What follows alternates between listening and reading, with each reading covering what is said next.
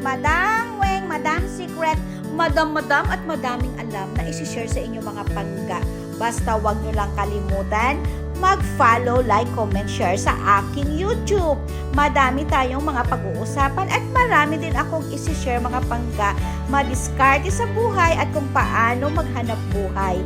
So, samahan nyo ako sa aking journey at sana wag nyo ang kalimutan mag-subscribe sa aking channel mga pangga para mapag-usapan na natin.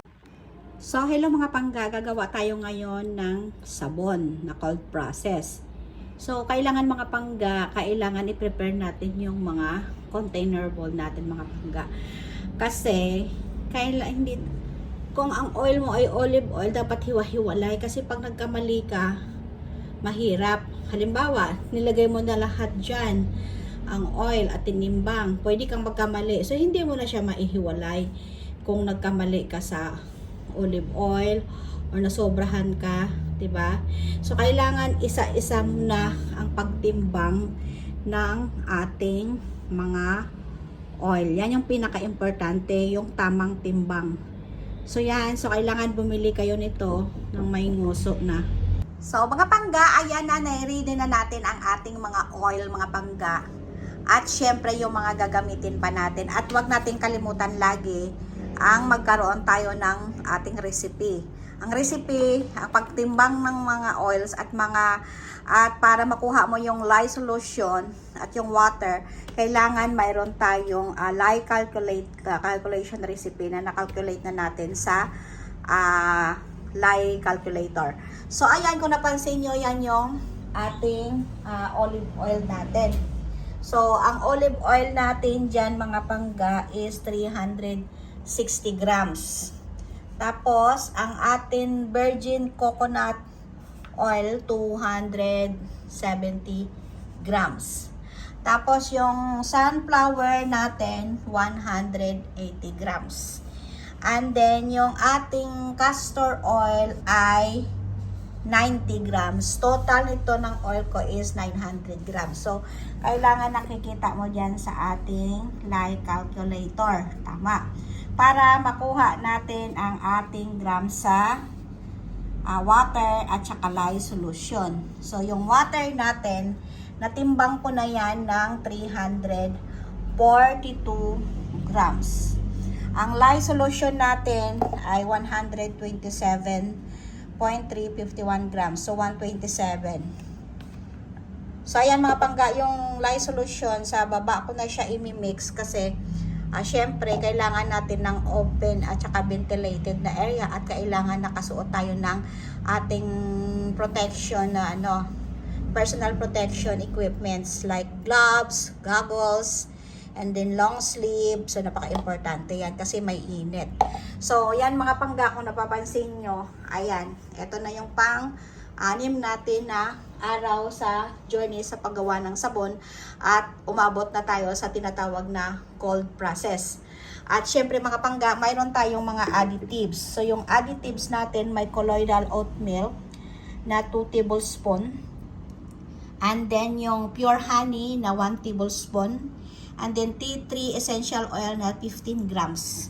So ang gagawin ko kasing sabon mga pangga ay facial facial therapy sa acne. So, ito ay gagawin natin na ipamimigay natin sa mga client natin na aftercare kapag after mag-facial sa client na may acne. So, yan mga pangga, imbis na i-recommend ko sila sa labas, so ako na mismo ang gagawa ng aftercare na sabon ng taong nag-facial at aftercare ng client natin. So, yan. At syempre, ihanda na natin ang ating, ayan, yung ating molder. So, may pitzel tayong malaki kasi dyan na natin i-mix lahat ng mga oil mamaya, mga pangga. Kasi mga pangga, kung sakaling pinagsama-sama mo na dito at nagkamali ka ng timbang, halimbawa, nag 270 ka dito na olive oil, nag-add ka ng 90, pag nasobrahan ka na ng castor oil mo, hindi mo na yan mababawas at mahirap ng ihiwalay. So, ayan mga pangga, so ang ating caustic soda, imimix ko na lang siya sa may area na may ventilation. So, bago tayo mag-mix ng ating lye solution, kailangan nakasuot tayo ng protective personal equipments. Mayroon tayong goggles, mayroon tayong face mask, mayroon tayong gloves, at kahit ano basta long sleeves para hindi tayo madisgrasya. So, yan yung mga kailangan natin pag nagtimpla tayo or nagmix tayo ng ating lye solution. Kasi, proteksyonan natin yung mata, pwede tayong mabulag, ang balat natin pwedeng masunog. So, yun lang, i-mix na natin ang ating lye solution. So, kukunin natin yung 127 grams. So, kailangan maging maingat, ventilated at walang hangin or walang electric fan. So, 127 lang. Kailangan matansya natin kaagad. Up. Up, 27. So, ayan. 127 grams caustic soda. So, kailangan safe natin ito. Ibabalik natin. So, ayan. So, ngayon, dahan-dahan natin ibuhos ang ating lye solution sa water. Hindi yung water to lye. Kasi maya magkikreate yan ng init. So, yan.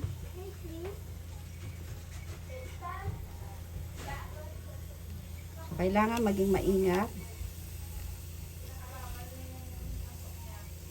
So, yung mga ginagamit ko dito is microwavable. So, ayan. Ubos na. So, sisimutin natin. So, delikado ito, mga pangga, kaya maging maingat tayo. Nandito tayo sa open, tsaka ventilated. So, i-mix-mix lang natin yan until maging clear na talaga siya hanggang sa matunaw. So, medyo mainit yan at medyo umuusok yan. So, kailangan maingat tayo. Alis na. So, lahat ng oil natin, ilagay na natin sa malaking lagayan. Olive oil. Kailangan itaktak natin. Kasi sayang yan. Ayan. Tapos yung ating coconut oil. Virgin coconut oil, sunflower oil,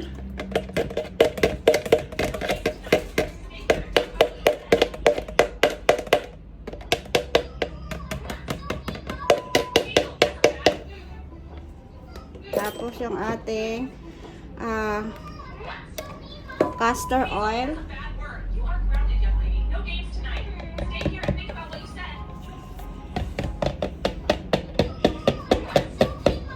Natin yan kasi kasama yan sa timbang. So, ayan. Hanggat pare, masimutin pa natin. Yan, simut-simutin natin kasi kasama yan sa timbang. So, yan. Okay.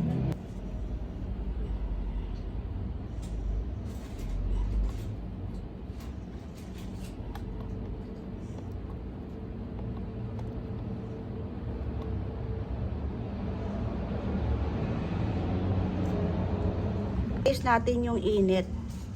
Kapag mataas pa, wag muna natin, antayin natin mag 30 to 35 degrees Celsius. Okay. Mix na natin ang ating mga oil. Yan, i-mix na natin yan. Yung mga additives natin, kasi i-add na lang natin yan kapag na light trace na. So, ngayon, kukuha tayo ng oil pantunaw dito sa ating powder. So, anything na mga powder, itunaw muna natin sa oil. Yan. Para mamaya, mas madali na sa atin. Liban na lang kay kojic acid, distilled water yung ating pangtunaw. So, yan. Tunaw-tunawin natin. So, ihahalo na natin yung ating lye solution.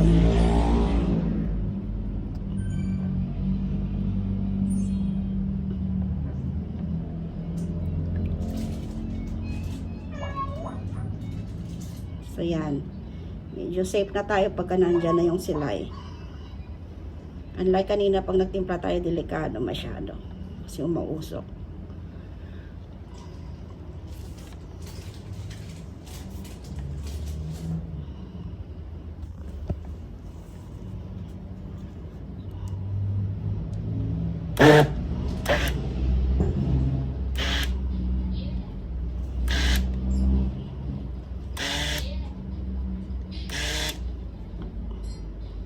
Okay na dyan.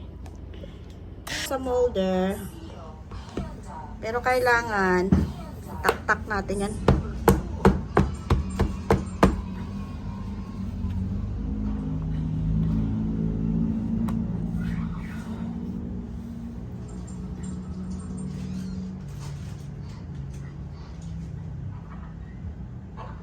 Put the animal back together.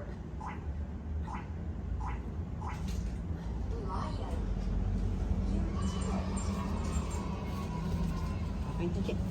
So, ayan na mga pangga ang aking ginawa. So, kailangan natin siya takpan. Kailangan pag nagtakip, hindi siya dapat lumalapat. At kung aircon ang bahay natin, lagyan natin siya ng sapin dyan. Para tuloy-tuloy yung init sa loob at ano pa siya. Tabi muna natin kasi aircon po dito eh. Ayan. So, abangan na lang natin bukas ang pag-slice. So, ayan. Para tuloy-tuloy yung saponification. Maraming salamat! Sana nagustuhan yung aking video. Bye-bye! Huwag lang kalimutan mag-like and subscribe sa aking channel. Maraming salamat ulit!